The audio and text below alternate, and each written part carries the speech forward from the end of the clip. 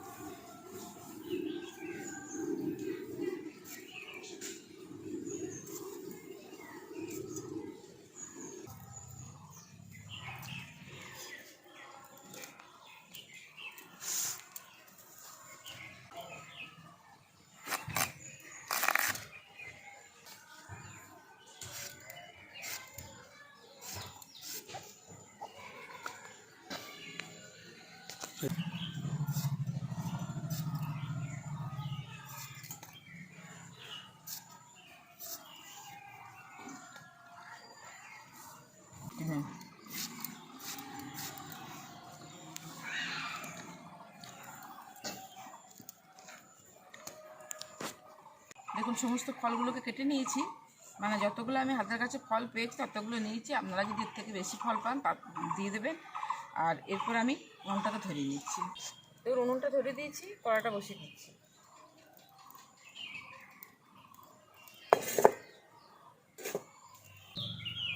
কড়াতে দিয়ে দিচ্ছি জল।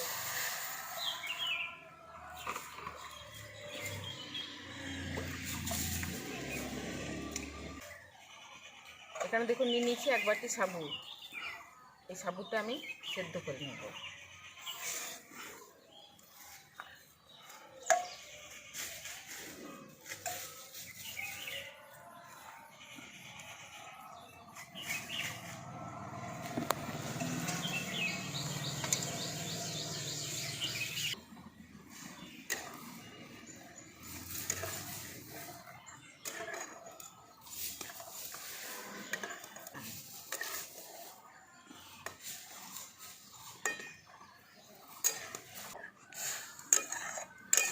দেখুন, সাবুটা সেদ্ধ হয়ে গেছে। আমি এই সাবুটাকে এবারে নামিয়ে দিচ্ছি।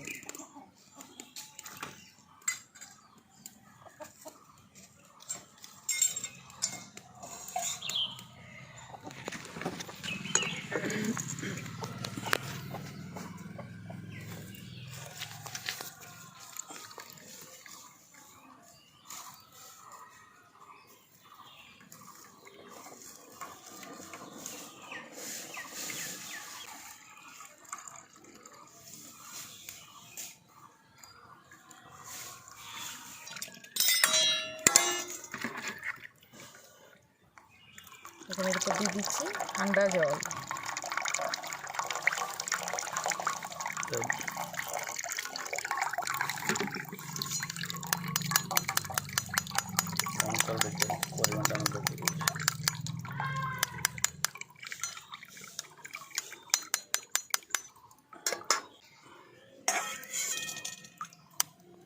দেখুন, পুরো সাবুটাকে ছেঁকে নিয়েছি আর ঠান্ডা জল দিয়ে এটাকে ভালো করে ঝুরঝুরে করে নিয়েছি। আবার কড়াটা বসিয়ে দিয়েছি। কড়াতে দিচ্ছি দুধ।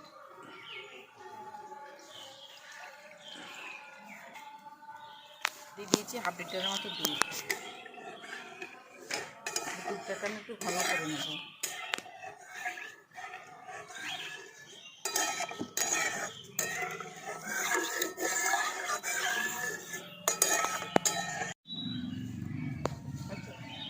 দুধটা ফুটে গেছে আর আমি এর মধ্যে দিয়ে দিচ্ছি 2 চামচের মতো পাউডার দুধ।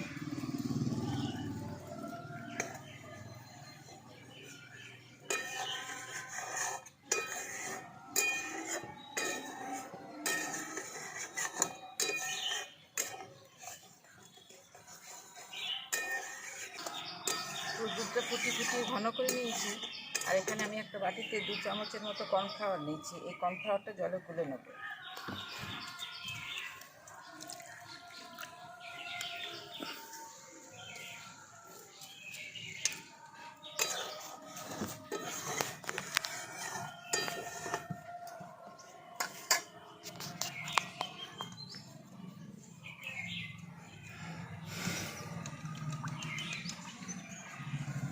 কর্নফ্লাওয়ারটা জলে মিশিয়ে নিয়েছি। এরপর আমি এই দুধটার মধ্যে ঢেলে দেবো।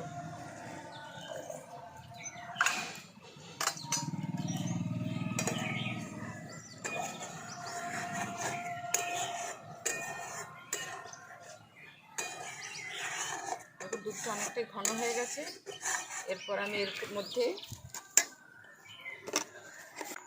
এর মধ্যে দিয়ে দিচ্ছি পরিমাণ মতো চিনি। যে যেরকম মিষ্টি খেতে পছন্দ করেন সে সেরকম মিষ্টি দিয়ে দেবেন। চিনিটা দিয়ে খুব ভালো করে ফুটিয়ে নিয়েছি। এরপরে যে সাবুগুলোকে আমি সেদ্ধ করে রেখেছি, সাবুগুলো দিয়ে কিন্তু ফোটাবো না, খালি একটু দুধটার সঙ্গে মিলিয়েই আর নামিয়ে দেবো।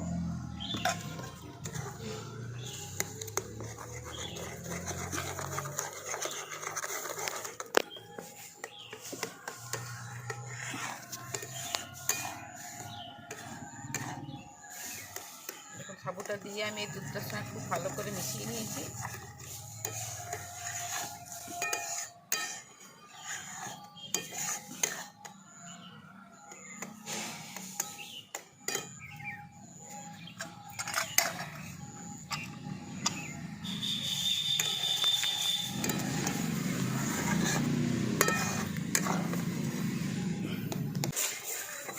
এরপর এটাকে আমি নামিয়ে নিচ্ছি।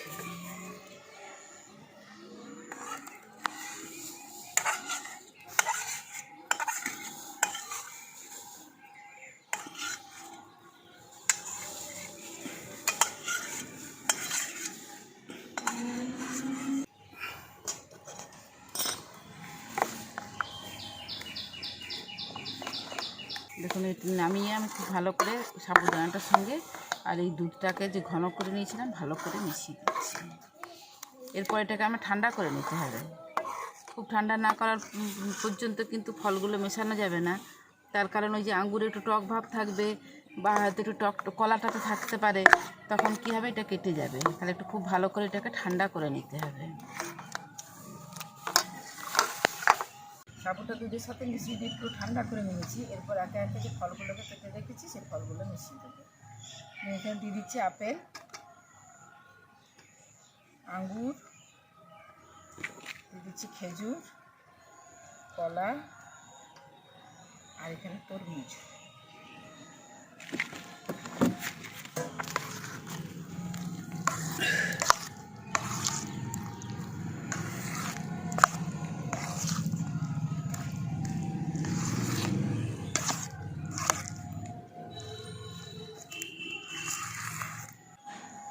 দেখুন সমস্ত সব ফলগুলো আমি এই সাবুটার সঙ্গে খুব ভালো করে মিশিয়ে দিয়েছি। আর এরপর এটাকে মিনিট 15-এর জন্য ফ্রিজে রেখে দিতে হবে। তো চলুন মিনিট 15 পরে ফিরে আসছি। 15 মিনিট পরে ফিরে এলাম। আর আগে যে মাখাটা ছিল, মাখাটা একটু বেশি টাইট হয়ে গেছিলো। আমি একটু দুধ গরম করে আবার দিয়ে দিয়েছি এর মধ্যে। এখন দেখুন বেশ নরম নরম হয়ে গেছে মাখাটা। মানে আগে খুব বেশি টাইট হয়ে গেছিলো মাখাটা। এরপর আমি এরকম বাটি নিয়েছি, এই বাটির মধ্যে দিয়ে আর সার্ভ করব।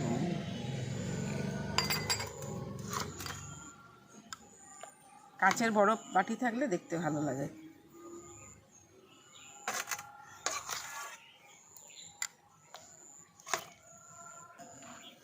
দেখুন কীরকম লাগছে দেখতে।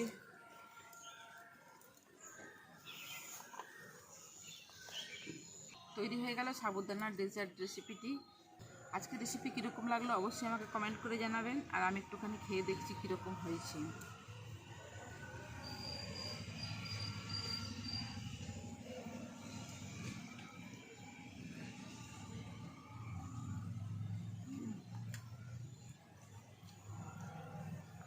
দারুণ লাগছে, ফলের টুকরোগুলো মুখে পড়ছে। তা আপনারা উপোসের দিনে অথবা প্রচণ্ড গরমে এরকমভাবে একটা ডেজার্ট রেসিপি আপনারা বাড়িতে বানিয়ে খেতে পারেন। বাড়িতে বানাবেন, খেয়ে দেখবেন। ভালো লাগলে অবশ্যই জঙ্গলমহল ভিলেজ ফুড চ্যানেলটিকে লাইক, কমেন্ট, শেয়ার করবেন এবং প্লিজ সাবস্ক্রাইব করে দেবেন।